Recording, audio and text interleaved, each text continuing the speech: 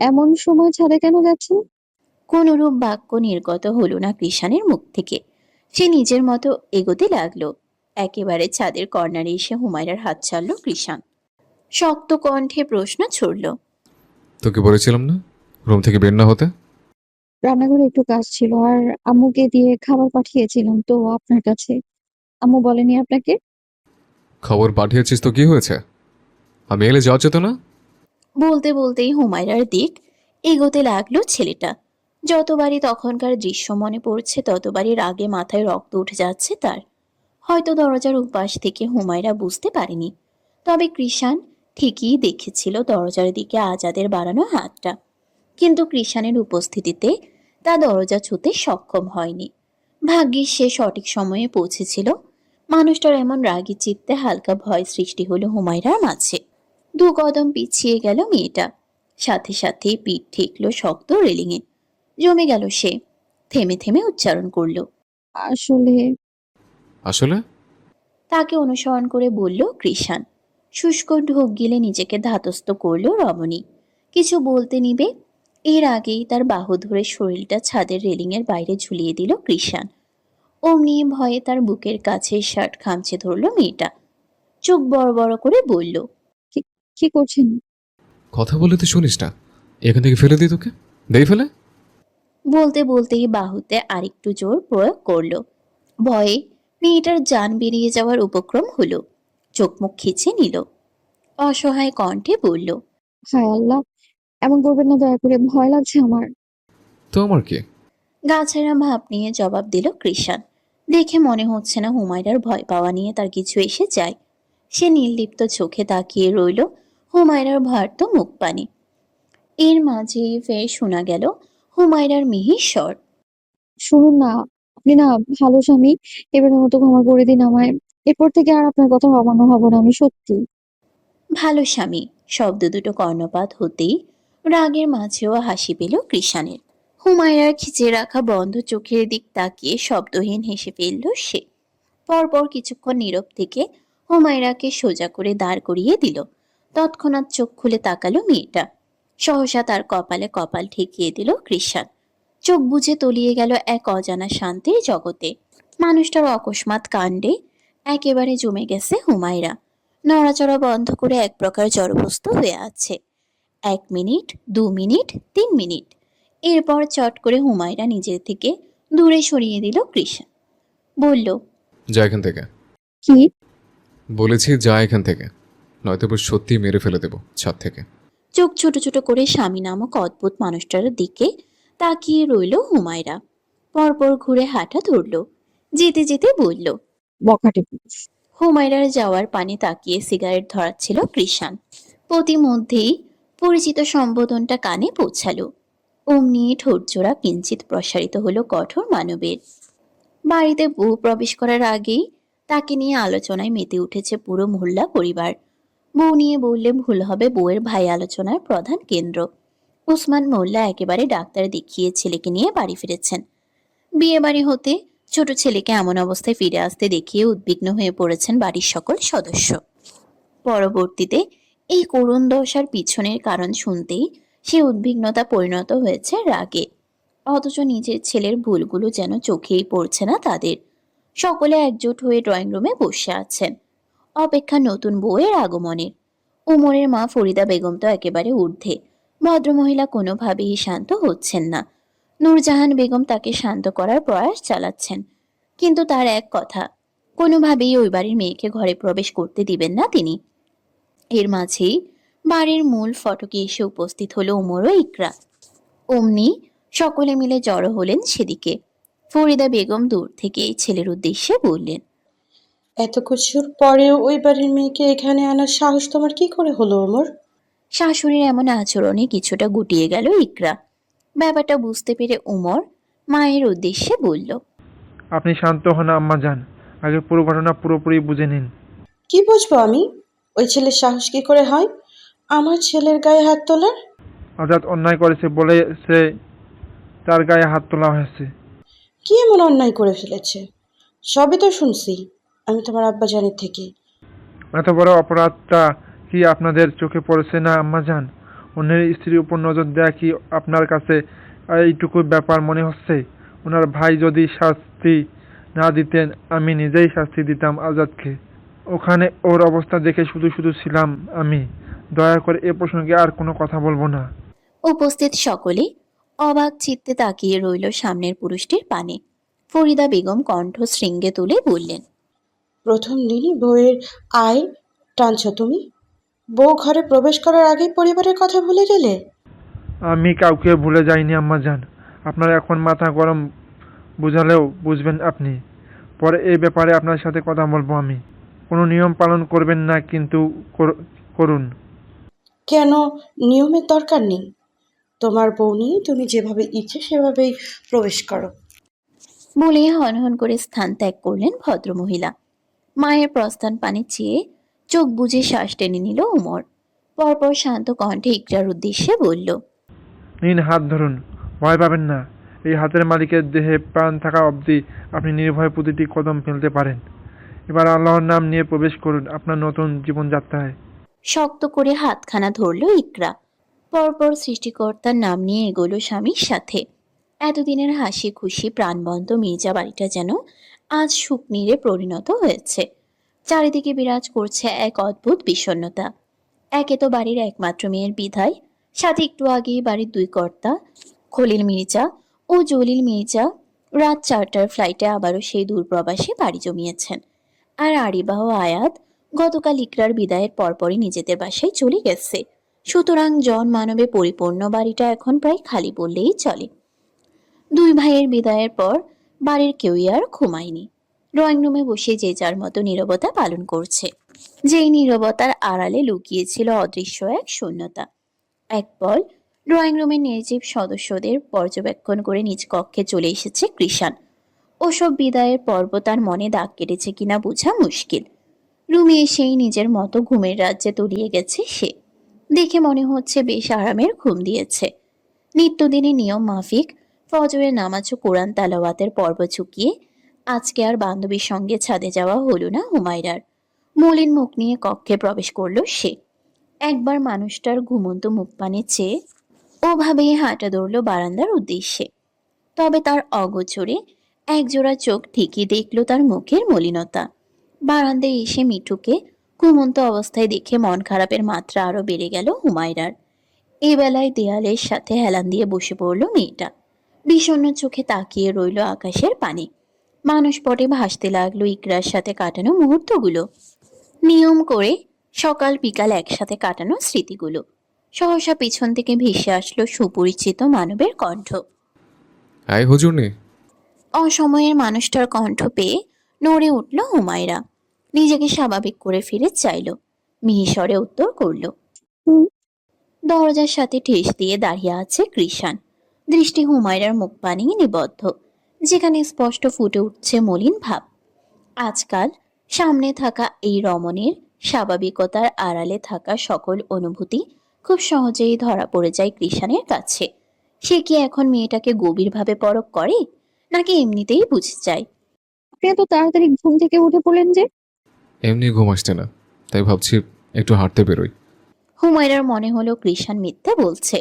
তার খানিক লাল চোখ জোড়ায় স্পষ্ট ঘুমের রেশ দেখা যাচ্ছে।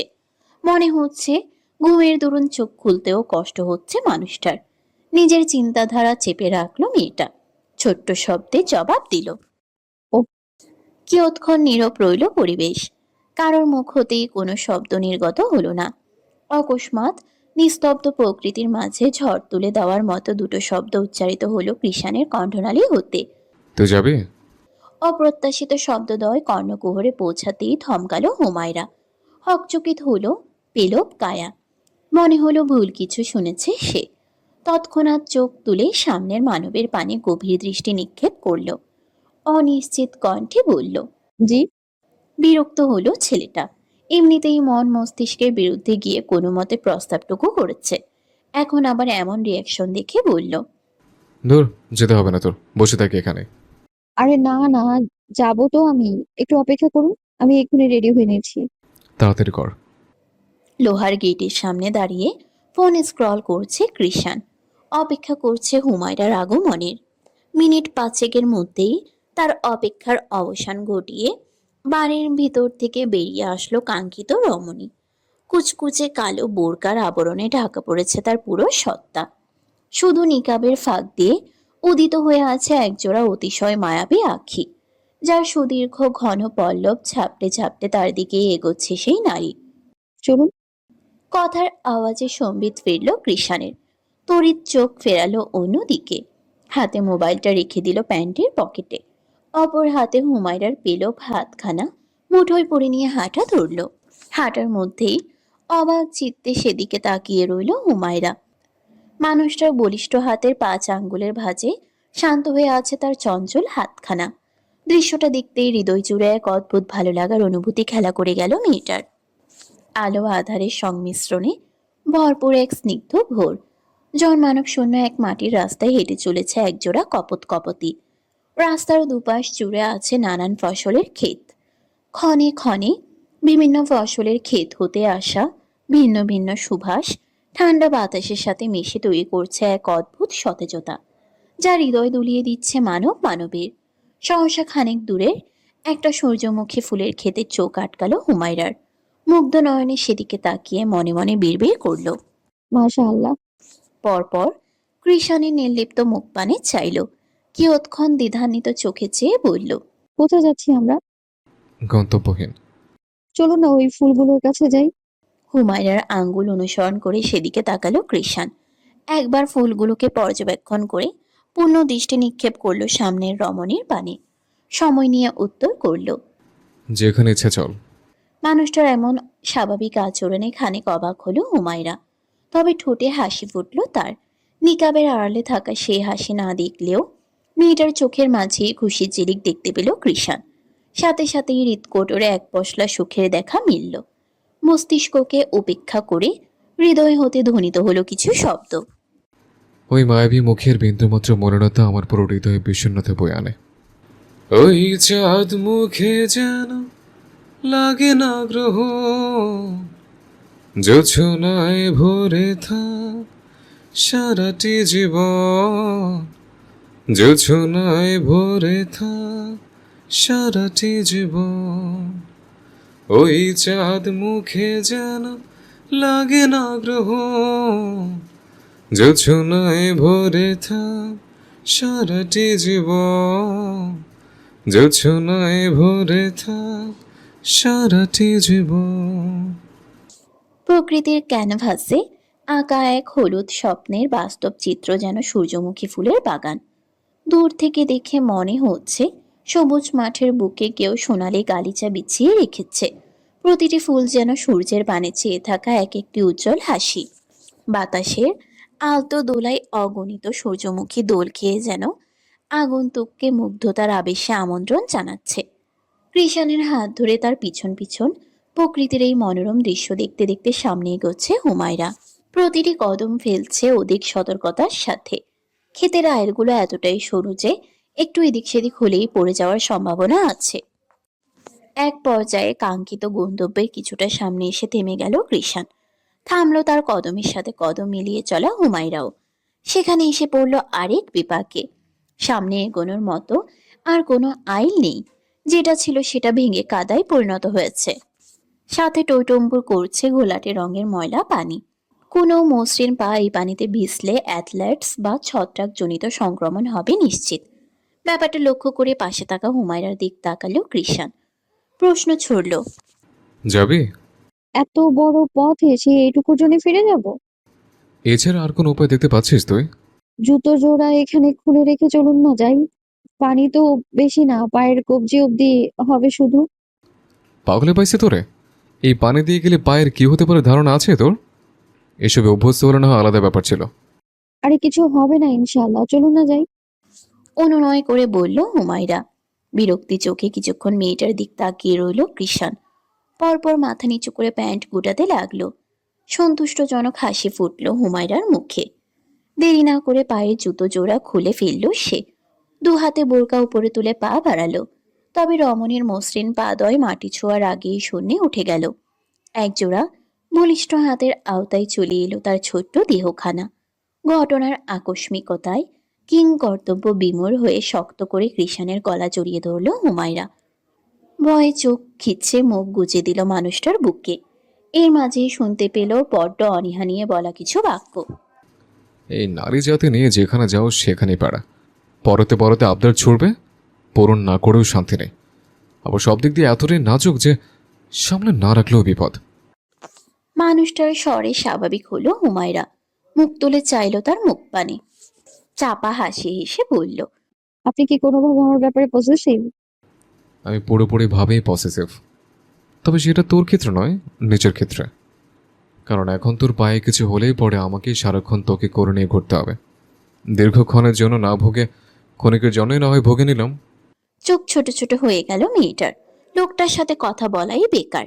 কখনো কোনো প্রশ্নের সোজা উত্তর দিবে না। যত রকমের বাঁকা কথা আছে সবই লোকের আন্ডারেই পাওয়া যাবে। একেবারে সূর্যমুখী ফুলের পাশে এনে হুমায়রাকে কোল থেকে নামালো কৃষাণ। বলল, নে, এবার যত ইচ্ছে দেখ। মেয়েটার খুশি দেখে কে? তৎক্ষণাৎ হাত দিয়ে সবগুলো ফুল ছুঁয়ে ছুঁয়ে দেখতে লাগলো সে। মুগ্ধ দৃষ্টিতে পরখ করতে লাগলো ফুলের প্রতিটি অঙ্গ প্রত্যঙ্গকে। মুহূর্তেই হারিয়ে গেল সূর্যমুখীদের সৌন্দর্যদের ভিড়ে। অন্যদিকে অগণিত সূর্যমুখীর ভিড়ে কৃষাণের দৃষ্টি আটকে রইল এক জ্যান্ত সূর্যমুখীর পানে, যাকে নিখুঁত দৃষ্টিতে পর্যবেক্ষণ করে গেল তার শান্ত দুটি আঁখি। ওভাবেই কেটে গেল অনেকটা সময়। এ বেলায় ফুল ছেড়ে হাসি খুশি চিত্তে কৃষাণের নিকট এগিয়ে এলো হুমায়রা। সাথে সাথেই নজর সংযত করে নিল কৃষাণ। অত কিছু লক্ষ্য করলো না মেয়েটা। বলল, চলুন এবার ফিরে যাই। ফুল নিবি না? হুমায়রার খালি হাতের দিক তাকিয়ে অবাক স্বরে বলল কৃষাণ। পৃষ্ঠে ভেসে আসলো রমণীর নরম স্বর। না, এগুলো কার না কার ফুল, অনুমতি ছাড়া নেওয়া যাবে না। তাহলে তো কষ্ট করে এখানে আসার মানে কি? অনেক মানে আছে, আপনি বুঝবেন না। চলুন তো। কে শুনে কার কথা? হুমায়রার কথা সম্পূর্ণ উপেক্ষা করে ফুল ছিঁড়তে উদ্যত হলো ছেলেটা। অমনি আঁতকে উঠল রমণী। সতর্ক কণ্ঠে বলল, হায় আল্লাহ, অনুমতি ছাড়া পারলে সেটা চুরি হয়ে যাবে। আমি চুরির জিনিস নিব না। সতর্ক কণ্ঠে বলল। থেমে গেল কৃষাণ। সেটা দেখে যেই না একটু নিশ্চিত হতে নিবে মেয়েটা, তখনই তাকে অবাক করে দিয়ে ফাঁকা ক্ষেতের মাঝে গলা ফাটিয়ে চিৎকার করে উঠল কৃষাণ। কই রে সূর্যমুখী ক্ষেতের কামলা সূর্য, তোর ক্ষেতের থেকে দুটো ফুল নিলাম। টুপ করে দুটো ফুল ছিঁড়ে নিল। পরপর সেগুলো হুমায়রার দিক বাড়িয়ে দিয়ে নির্লিপ্ত কণ্ঠে বলল, এবার কিন্তু আমি অনুমতি নিতে পেরেছি, সুতরাং ক্ষেতের মালিক না শুনলে সেটা তার দোষ। এখানে আমার কোনো চুরির দায় নেই। কিয়ৎক্ষণ মানুষটার পানে ড্যাব ড্যাব করে চেয়ে থেকে শব্দ করে হেসে উঠল হুমায়রা। নীরব প্রকৃতির মধ্যে সেই হাসির শব্দ যেন অপরূপ কোনো বাদ্যযন্ত্রের সুর হয়ে ছড়িয়ে পড়ল। দিনক্ষণ অবস্থান সবকিছু ভুলে মন্ত্রমুগ্ধের ন্যায় সেদিকে তাকিয়ে রইল কৃষাণ। মেঘমালা ভেদ করে সূর্যের তীক্ষ্ণ রশ্মি ধরণীতে প্রবেশ করবে করবে ভাব। পূর্ব দিগন্তের লালা ভাভা তা জানান দিতে ব্যস্ত হয়ে উঠেছে। চারপাশে সবকিছু তখন স্পষ্ট দৃশ্যমান। মাটির রাস্তার কিনারে বিরক্তি নিয়ে দাঁড়িয়ে আছে কৃষাণ। হাতে স্থান পেয়েছে কিছুক্ষণ আগের দুটো সূর্যমুখী ফুল, যা হুমায়রার হাতে থাকার কথা ছিল। এখন মনে হচ্ছে হুমায়রাকে নিয়ে বেরোনোই তার ভুল হয়েছে। সে ধমকে সুরে বলল, এই, তুই আসবি নাকি তোকে রেখে চলে যাবো আমি? লতার মতো বিছিয়ে থাকা সবুজ গাছগুলোর মধ্যে অবহেলায় ফুটে ওঠা ছোট ছোট ভৃঙ্গরাজকে নিজের হাতে সযত্নে তুলে নিতে ব্যস্ত হাতদ্বয় থামল হুমায়রার। স্বামীর কথার পৃষ্ঠে শশব্যস্ত হয়ে উত্তর করল, আরে এই তো হয়ে গেছে আমার। একটু আগে তো স্বয়ং সূর্যমুখী কে নিতে চাচ্ছিল না, এখন পুরো জাত গোষ্ঠী নিতে লেগে পড়েছিস। তোদের নারী জাতিদের মতিগতি বোঝা বড়ই মুশকিল। উত্তরে চুপ থাকা ছাড়া কোনো পথ খুঁজে পেল না মেয়েটা। ওভাবেই আরো কিছু ফুল নিয়ে সেগুলো ব্রেসলেটের মতো পেঁচিয়ে সোজা হয়ে দাঁড়ালো। বলল, চলুন। কথা শেষ করে ব্রেসলেটটা হাতে পড়ার চেষ্টা চালিয়ে গেল। তবে এক হাতে তা করতে সক্ষম হলো না। বারংবার চেষ্টা করেও ব্যর্থ হলো। অগত্যা সামনে দণ্ডায়মান পুরুষটির পানে চাইল রমণী। সাথে সাথে মিলিত হলো দুই জোড়া আঁখি। কৃষাণ এতক্ষণ বিরক্তি নিয়ে তার কাণ্ডই দেখছিল। সে তাকাতেই ভ্রুকুচকে বলল, কি সমস্যা? এটা কি বানিয়েছিস? এটা পুষ্প বাঁধুনি, হাতে পরার জন্য। ওই যে ফুলের দোকানে দেখেন না ঝুলিয়ে রাখে কি সুন্দর গাছরা, ওইগুলোর মতো আর কি। একটু বেঁধে দিবেন? শেষের লাইনটা বলতে গিয়ে কণ্ঠ কিছুটা খাদে নামলো হুমায়রার। নিশ্চয়ই এখন একটা রামধমক খাবে সে। মনে মনে তারই প্রস্তুতি নিতে লাগলো। তখনই শোনা গেল মানুষটার বিরক্তি ভরা শক্ত কণ্ঠ। তোর কি আমাকে প্রেমিক পুরুষ মনে হয়? আহ, আমার তো আপনাকে বখাটে পুরুষই মনে হয়। তাহলে এমন আজের আবদার করিস কেন? এসব আমার কাছে না। এটুকু করলেই কি আর প্রেমিক পুরুষ হয়ে যায়? আগে তো ইকরা নিজের হাতে বানিয়ে পরিয়ে দিত। আমি পারি না এসব। ও আচ্ছা, তাহলে ফোন দিই। বলেই সেটাকে ফেলে দিতে নিল মেয়েটা। অমনি খপ করে তার হাত ধরে থামিয়ে দিল কৃষাণ। বলল, আচ্ছা দে। বলেই বস্তুটি নিয়ে হাতে থাকা সূর্যমুখী ফুলগুলো হুমায়রার হাতে ধরিয়ে দিল। শান্ত চোখে মানুষটার পানে চেয়ে রইল হুমায়রা। পরপর কথা না বাড়িয়ে অপর হাতটা এগিয়ে দিল। মুহূর্তেই সেথায় স্থান পেল লতা পাতা ও ফুল দিয়ে গড়া একটা জীবন্ত পুষ্পকাকন। ফর্সা হাতে হলুদ ফুলগুলোর উপস্থিতি হাতের মাঝে এক অপরূপ সৌন্দর্য সৃষ্টি করল। সেদিকে এক পল তাকিয়ে সামনের রাস্তার দিকে নজর ফেরালো কৃষাণ। বলল, চল। চলুন। অতঃপর একত্রে পথ চলতে লাগলো দুই জোড়া পা। পুরো দুনিয়া যখন নিজেদের ঘুমের রাজ্যে বিভোর, তখনই নিজেদের মতো দুনিয়া দেখে চলে গেল তারা। এক স্নিগ্ধ ভোর আর নীরব প্রকৃতির সাক্ষী হয়ে রইল সেই পথ চলার, যার প্রতিটি কদমের অন্তরালে বনিত হলো কিছু বাক্য। ঘরবন্দি হয়ে বসে আছে ইকরা। একটু আগে উমর রুম থেকে বেরিয়ে গেছে। হয়তোবা বাইরের পরিবেশ স্বাভাবিক কিনা সেটা দেখতে গিয়েছে সে। তাকে বলে গেছে সে আসা না অব্দি রুম থেকে বের না হতে। তাই ইকরাও চুপচাপ বসে আছে। কিছুক্ষণের মধ্যেই রুমে ফিরে এলো উমর। ইকরার দিকে নিজের ফোনটা বাড়িয়ে দিয়ে বলল, আপনার আম্মাজান কল করেছেন। ফোন কানে নিয়ে মায়ের উদ্দেশ্যে সালাম চুকলো ইকরা। ও পাশ থেকে ভেসে আসলো ইয়াসমিন বেগমের অতি আদুরে স্বর। কেমন আছো মা আমার? আলহামদুলিল্লাহ ভালো। তুমি কেমন আছো আম্মু? মা মেয়ের কথা বলার মাঝেই রুম ত্যাগ করলো উমর। সেদিকে এক পলক তাকিয়ে মায়ের কথায় মনোযোগ দিল ইকরা। না আম্মু, কেউ কিচ্ছু বলেনি। তুমি এসব নিয়ে চিন্তা করো না। মেয়ের কথায় শান্ত হতে পারলেন না ভদ্রমহিলা। তিনি চিন্তিত স্বরে বললেন, তোমার শাশুড়ি তোমায় মেনে নিয়েছে? জি। তুমি মিথ্যা বলছো না তো? আরে না, সবাই মেনে নিয়েছে। এমনিতেই এখন একটু রেগে আছে। এসব নিয়ে তুমি চিন্তা করো না তো। আচ্ছা, হুমায়রা কোথায়? ও তো ঘরে নেই, কিষানের সাথে কোথায় যেন গেছে। বিস্ময়ে চোখ বড় বড় হয়ে গেল ইকরার। অবিশ্বাস্য কণ্ঠে বলল, সত্যি? হুম। মায়ের জায়গায় অন্য কেউ হলে হয়তো এতক্ষণে খুশিতে চেঁচিয়ে উঠত মেয়েটা। তবে এক্ষেত্রে এসে নিজেকে সামলে নিল। তোকে ওই বাড়ির সকলে অনেক কথা শুনিয়েছে, আমি জানি। তুই বলছিস না আমাকে? আবারও একই কথায় হতাশার নিঃশ্বাস ফেলল ইকরা। মায়ের কাছে লুকিয়ে লাভ নেই। অগত্যা বলল, আরে এখন সবাই একটু রেগে আছে, কিছুদিন বাদই ভালো হয়ে যাবে। এসব নিয়ে চিন্তা করো না তো তুমি। আচ্ছা এখন রাখি, পরে কথা বলবো। দরজার কাছে খাদিজাকে দেখতেই কথার সমাপ্তি টানলো ইকরা। ফোন রেখে এগিয়ে গেল সেদিকে।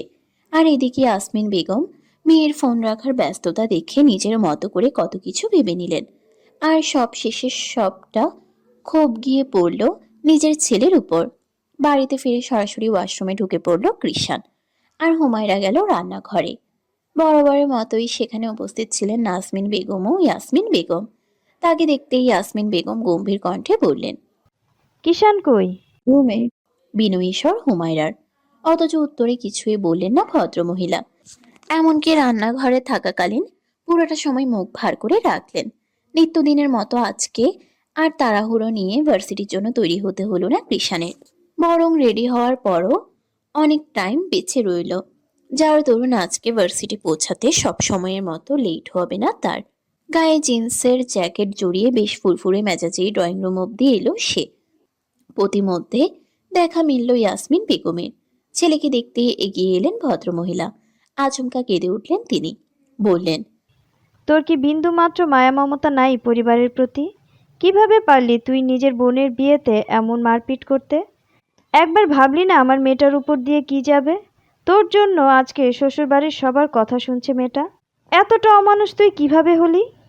কথা শোনালে এখানে নিয়ে এসো। ওখানে রাখার কি দরকার? আমি আগে বলেছিলাম ওসব পরিবারে বিয়ে না দিতে। তোর কি সব কিছু ছেলেখেলা মনে হয়? বিয়ে সংসার মানে বুঝিস তুই? সারাটা জনম তো বাপের ঘাড়ে বসে বসে খেয়েছিস তুই। কিভাবে বুঝবি এসবের মূল্য? বাপে জন্ম দিছে তাই বাপের টাকায় খাই। তোর মতো অমানুষ ছেলেকে জন্ম দেয়াই ভুল হয়েছে আমাদের। মরে যাস না কেন তুই? কত মানুষ মরে, তুই মরতে পারিস না? হয় সৃষ্টিকর্তা তোকে নিয়ে যাক, নয়তো তোর থেকে আমাদের উদ্ধার করুক। বুক ছিদ্র করার মতো কথাগুলো কতটা দাগ কেটেছে কৃষাণের ভিতর বোঝা মুশকিল। কেননা তাকে একদম নীরব দেখা যাচ্ছে, শুধু একজোড়া শান্ত চোখ দেখে যাচ্ছে নিজের মাকে। সহসা কোনো বাক্য বিনিময় ছাড়াই ইয়াসমিন বেগমকে পাশ কাটিয়ে দুবদাব পায়ে বেরিয়ে গেল কৃষাণ। সেদিকে তাকিয়ে নিজের মতো আরো কত কি বলতে লাগলেন ইয়াসমিন বেগম। এইদিকে রান্নাঘর থেকে অকস্মাৎ শাশুড়ির এহেন আচরণে রীতিমতো আহাম্মক হয়ে তাকিয়ে রইল হুমায়রা।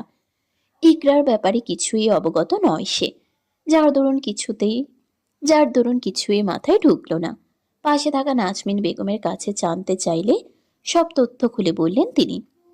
সবটাই মাথায় ঢুকলো। তার শাশুড়ি যে মেয়ের চিন্তা আর রাগের মাথায় যা মুখে এসেছে তাই বলে দিয়েছে, বুঝতে আর বাকি রইল না। অতিরিক্ত রাগ উঠলে মানুষের মাথা ঠিক থাকে না। ইয়াসমিন বেগমের ক্ষেত্রেও সেটাই হয়েছে, কিন্তু এতে কৃষাণের উপর কেমন প্রভাব পড়বে সেটাই চিন্তার বিষয়। রাত তখন প্রায় অর্ধেকের কাছাকাছি। খাটের সাথে হেলান দিয়ে হাঁটু ভাঁজ করে বসে আছে হুমায়রা। বারবার চোখ বুজে আসছে ঘুমে, তবে অস্থির মন জেগে আছে স্বামীর অপেক্ষায়। সেই যে সকালে রেগে মেগে ঘর থেকে বের হয়েছে, কৃষাণ এখন অব্দি ঘরে ফেরেনি। দুপুর থেকে কাঙ্ক্ষিত মানুষটার বাসে ফেরার অপেক্ষায় প্রহর গুনছে রমণী, অথচ কোনো খোঁজ খবরই নেই তার। হঠাৎ করে লোডশেডিং এর কারণে অন্ধকার নেমে এলো পুরো রুম জুড়ে। ক্লান্ত আঁখি যুগল আঁধারের সংস্পর্শে আসতেই বুঝে এলো হুমায়রার। গরম হতে হালকা নিস্তার পাওয়ার সুবিধার্থে হিজাবটা খুলে ঘুমটার মতো করে দিল। পরপরই মাথাটা খাটের সাথে ঠেকিয়ে চোখ বুঝে নিল। এভাবেই কাটলো আরো কিছুটা সময়। সহসা অন্ধকার রুমে কিঞ্চিত আলোর উৎস নিয়ে টালমাটাল পায়ে ভিতরে প্রবেশ করলো কৃষাণ। নিয়ে লালিত চক্ষুদ্বয় আটকে গেল এক ঘুমন্ত রমণীর পানে।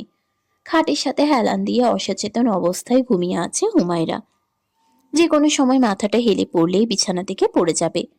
নিভু নিভু চোখে বিষয়টা পর্যবেক্ষণ করে সেদিকে এগিয়ে গেল কৃষাণ। কাছে গিয়ে কিছুক্ষণ গভীর দৃষ্টিতে পরখ করলো ঘুমন্ত স্ত্রীকে। মাথা থেকে ওড়না প্রায় সরে গেছে। দৃশ্যমান হয়ে আছে রমণীর ঘন কালো কেশ রাশি। তন্মধ্যে ছোট ছোট কগাছি অবাধ্য কেশ বারান্দার পর্দা ভেদ করে আসা হালকা বায়ুর সংস্পর্শে এসে রমণীর মায়াবী মুখে রাজত্ব চালাচ্ছে। ব্যাপারটা বড্ড অপছন্দ হলো কঠোর মানবের। সে আলতো হাত বাড়িয়ে সেগুলোকে অযত্নে সরিয়ে দিল। ঘুম গভীর না হওয়ায় ঘুমের মধ্যে গালে খাড়ো ঠান্ডা হাতের স্পর্শ পেতেই হালকা নড়ে উঠল হুমায়রা। পিটপিট করে চোখ খুলে তাকালো। সম্মুখ পানে কাঙ্ক্ষিত পুরুষকে দেখতে ঘুম পুরোপুরি ছুটে গেল। সাথে সাথেই বিছানা ছেড়ে নেমে দাঁড়ালো। ব্যস্ত কণ্ঠে বলল। আপনি কখন এলেন? কোনরূপ সারা শব্দ মিলল না কৃষাণের তরফ থেকে। একেবারে নির্জীব হয়ে রইল সে। তার নিঃশাক্ত আখি যুগল পলকহীনভাবে দেখতে লাগলো সামনে রমণীকে। ফোলা ফোলা গাল, মুখ, চোখে মুখে এখনো ঘুমের আবেশ। সদ্য ফোটা টিউলিপের পাপড়ির ন্যায় গোলাপি রঙা একজোড়া শুষ্ক অধর। সবকিছু মিলিয়ে নেশার মাত্রা মুহূর্তেই বেড়ে উঠল কৃষাণের। মস্তিষ্কে খেই হারালো অমনি। হাতে থাকা ফোনটা বিছানায় ছুঁড়ে ফেলল সে। মানুষটার মতিগতি বুঝতে সক্ষম হলো না হুমায়রা। অবাক নেত্র নিক্ষেপ করে বলতে নিল। আপনি? বাক্য সম্পূর্ণ করতে সক্ষম হলো না মেয়েটা। এর আগেই কৃষাণের খড়খড়ে শক্ত হাত তার গলা ছাড়িয়ে ঘাড় স্পর্শ করতেই জবান বন্ধ হয়ে গেল। শ্বাস যেন গলায় আটকে গেল। অজানা শিহরণে শরীরের প্রতিটা লোম কাটা কাটা দিয়ে উঠল। তীব্র গতিতে স্পন্দিত হতে লাগলো হৃদয়। হাতের মধ্যে চাপ প্রয়োগ করে হুমায়রার মুখটা একেবারে নিকটে নিয়ে এলো কৃষাণ। এদিকে তার থেকে আসা মদের উটকো গন্ধে ভিতর শুদ্ধ নাড়া দিয়ে উঠল হুমায়রার। মেয়েটা থেমে থেমে বলল। কি কি করছেন আপনি? বসে? এবার বাক্য শেষ করতে পারল না রমণী। মানুষটাকে নিজের দিকে ঝুঁকে আসতে দেখে আপনা আপনি চোখ মুখ খিচে নিল। দুজনের শ্বাস প্রশ্বাস ভারী খেতে লাগলো। দুজনের ঠোঁটজোড়া প্রায় ছুঁই ছুঁই। খরময় যখন কাছে আসার মৌসুম, ঠিক তখনই ইলেকট্রিসিটির আগমনে ঝলঝল করে জ্বলে উঠল কক্ষের প্রতিটি বাল্ব। কৃত্রিম আলোয় আলোকিত হলো কক্ষের প্রতিটি কোণা। কৃষাণের নেশালো চোখ জোড়া আলোর সংস্পর্শে আসতেই সম্বিত ফিরল তার। মস্তিষ্ক জুড়ে নিউরনের আগাম বার্তা পৌঁছাতেই হুমায়রাকে এক ঝটকায় দূরে সরিয়ে দিল। বলল,